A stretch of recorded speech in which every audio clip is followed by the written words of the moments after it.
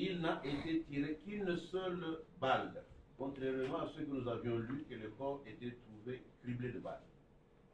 L'autopsie qui a été faite sur le corps de feu Chérubin Okende n'a révélé aucun traumatisme. Le travail a été fait et nous n'avons fait qu'exploiter d'abord les rapports d'expertise, puisque les investigations criminelles reposent sur les expertises. Sans expertise, il est difficile de pouvoir avancer.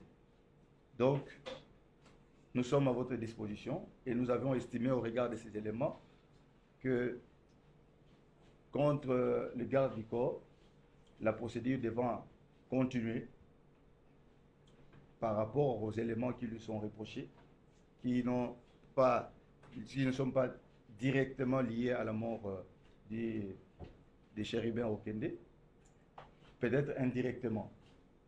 Voilà, monsieur le procureur général, ce que je puis dire.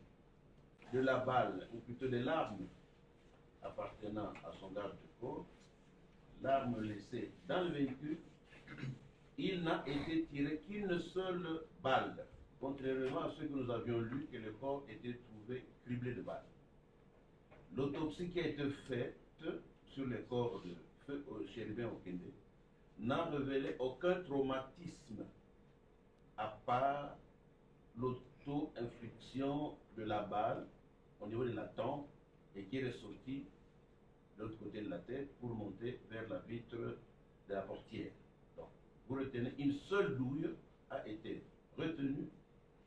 Du reste, cela peut se comprendre.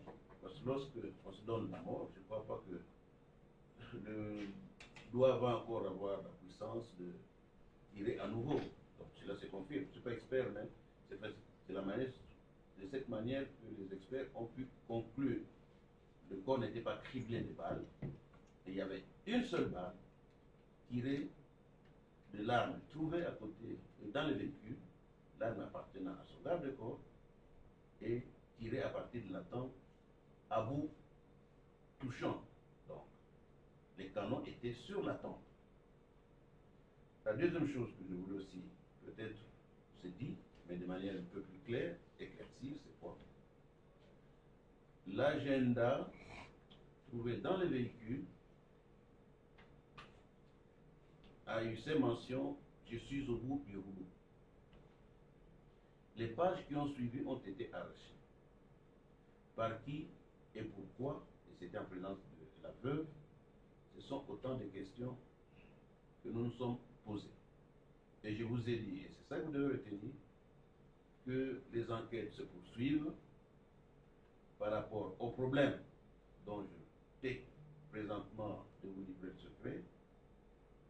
Quels sont les problèmes? J'imagine qu'une personne ne peut pas se donner la mort en dehors d'un problème.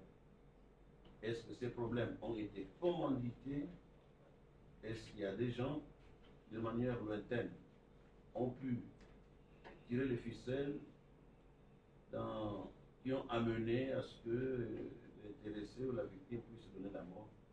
Autant de questions qui restent encore à être éludées pour y trouver des réponses.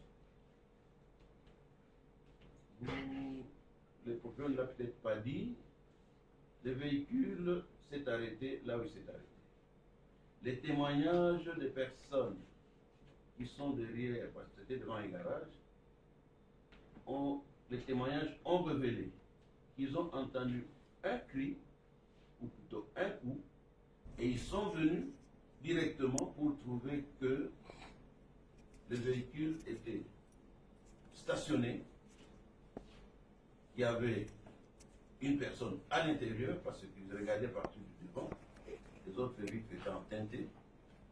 Et lorsque nos équipes arrivent, il y avait d'ailleurs de petits badauds qu'on appelle chégués, qui ont déjà commencé à arracher, à voler le viseur, tout ça comme ça.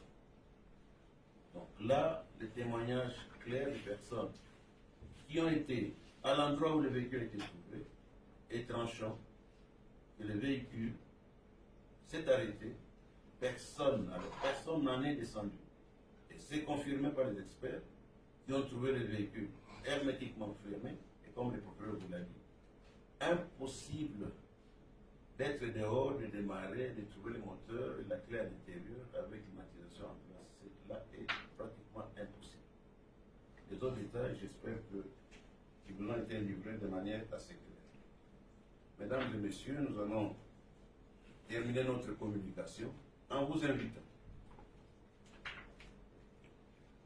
à faire moins de commérages autour de certaines situations et qu'il est toujours mieux de garder sa main en bride que de livrer au public des informations qui sont en fait des désinformations. Et c'est là où le ministère public peut trouver que vous avez franchi le bord du tolérable de la légalité pour entendre l'illégalité, ça devient un faux bruit et nous pouvons mettre la main dessus. Merci pour votre attention et je vous souhaite